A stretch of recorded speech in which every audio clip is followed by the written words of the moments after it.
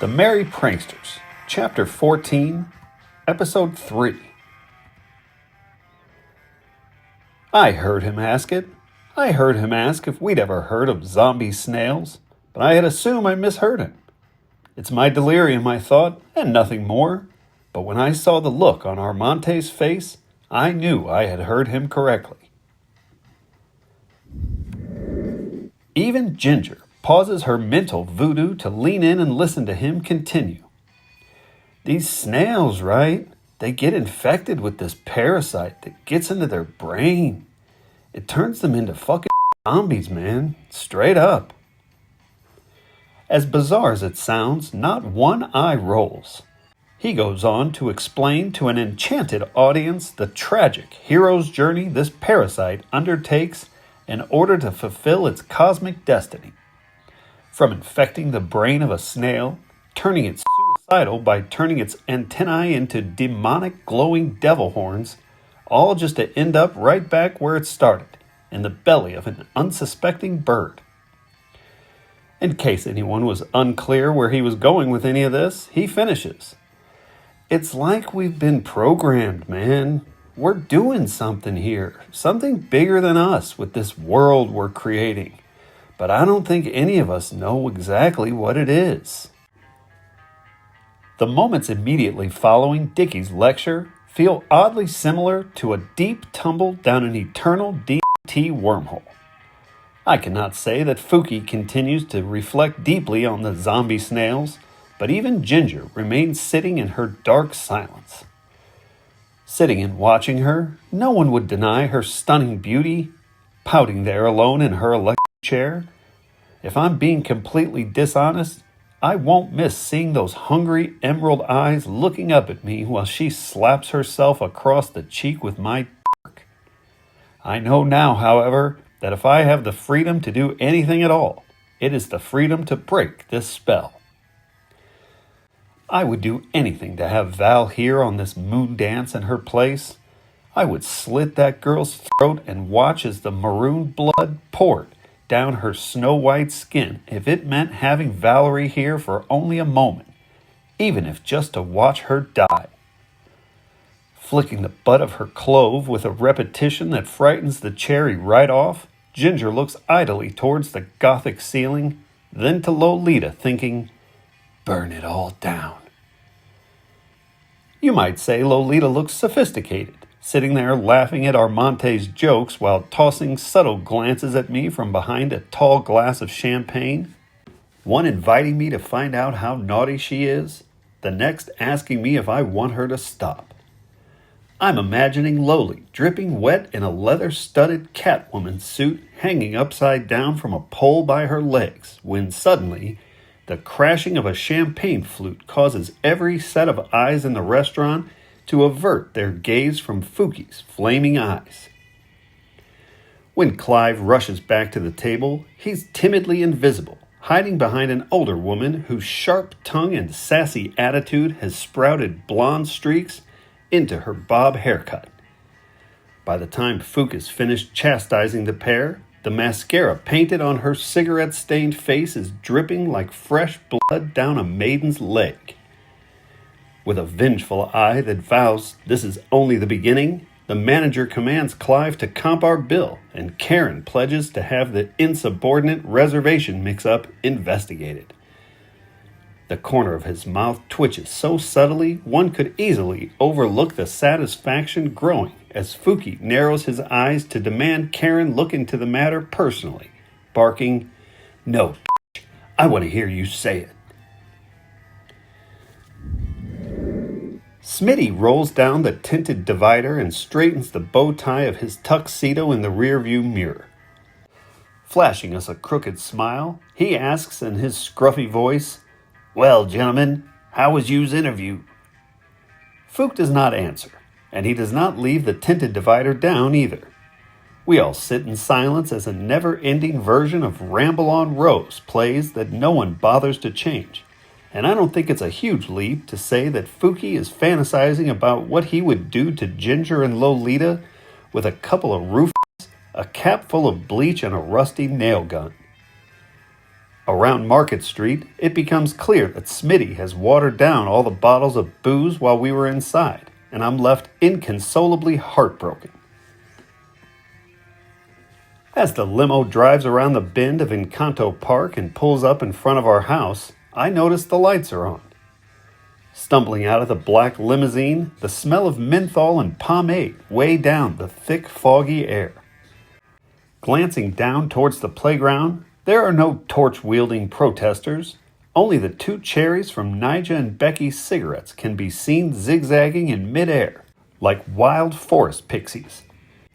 As Smitty is speeding away, I turn to notice another far-off glow, this one coming from the front porch, like the flicker of a single jack-o'-lantern in a distant window.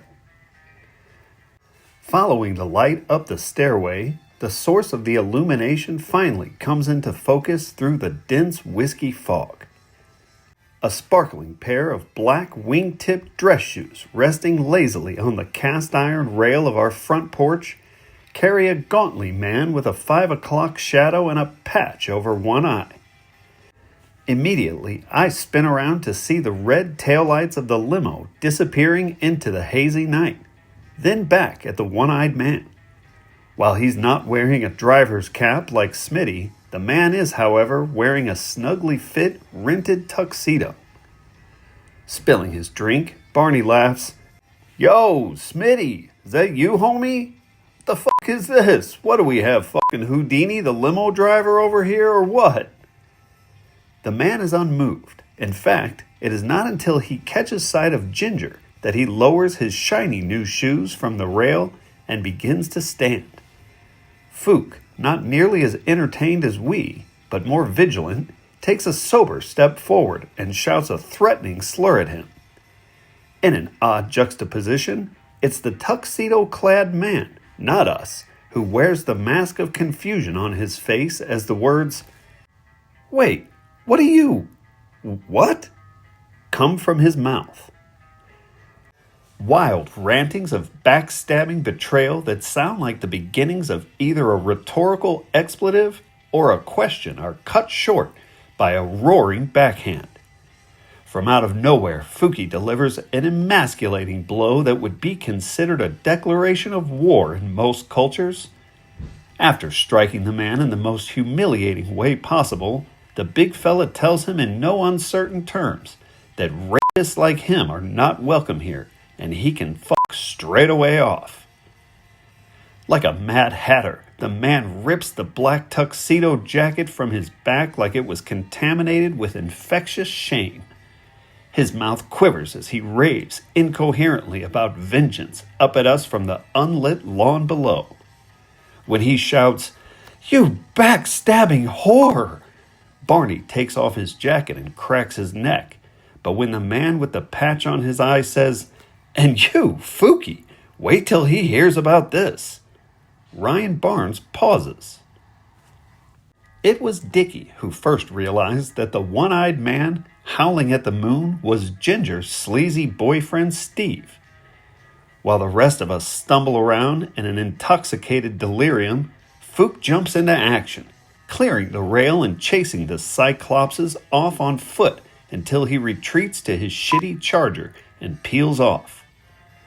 Returning breathlessly, as if only to assure us of one thing, Fook finally manages to get out, "Don't worry about that piece of shit. Jesus, that rapist junkie would say anything to get out of a bind." For a moment, when Fookie grabbed Ginger by the red hand and announced they were going after the pervert, I thought the two of them might be trying to make me jealous with the panic-laced look they flashed me. After concluding there was no way either one of them could possibly believe that I would care, I wondered what, then, was behind the look. Before the duo rushed off to the Lincoln, Ginger hissed at Lowly, "Let's go, you little slut." But peeking out from behind my shoulder with her hands wrapped tightly around my arm, the crafty Lolita hid behind me with a defiant pout which shielded her from a final, desperate plea. Once the Lincoln had disappeared into the foggy night, a moment passes before the girl peeks around my arm, blinking in Morse code. Would it be naughty of me if I stayed? The sound of ice dancing in a crystal glass catches my attention, and then it's held by a wry glance that Lolita slips me.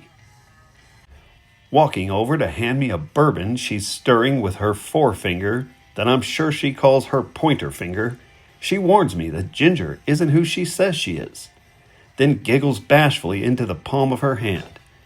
She growls a pretend spooky voice and says, "She's dangerous," in a way that has even the albino lion from Timbavati leering at me with its ruby eyes, cautioning me to remain vigilant. While trading Jaeger shots, Dickie and Hank run through a smooth version of Total Eclipse of the Heart, where Dickie played an inspired harmonica solo, but none of the things that mattered were addressed. From the leather sofa, Loli's loose, vanilla-colored ruffle romper slides up and down her smooth, tanned legs. When I look over, she smiles and adjusts her thighs just wide enough to catch the faintest outline of the pearl-colored satin panties, gleaming like a diamond against her bronze skin as she makes immodest gestures with her hair. Our eyes meet and I walk her over a drink, and as I'm handing her the glass, her eyes grow wide as if I were the one pulling the strings. Perhaps I should have stuck it out with the beers back in the limo, because only now, standing with her breasts heaving against me, asking me if I can teach her how to play pool, does a tyrannical, naysaying voice inside my head remind me to open my eyes, that the dragon may be closer than I think. I scoff, dismissing the mental schoolmarm's disapproving lecture, telling her, "Oh, relax, not everything's a goddamn Roman tragedy." Leading me through the crowded living room, she glances back over her shoulder with a mischievous, come-on grin, batting her big brown eyes at me as she grabs a bottle of rum from the bar. I think this may just be what Dickie meant about choices.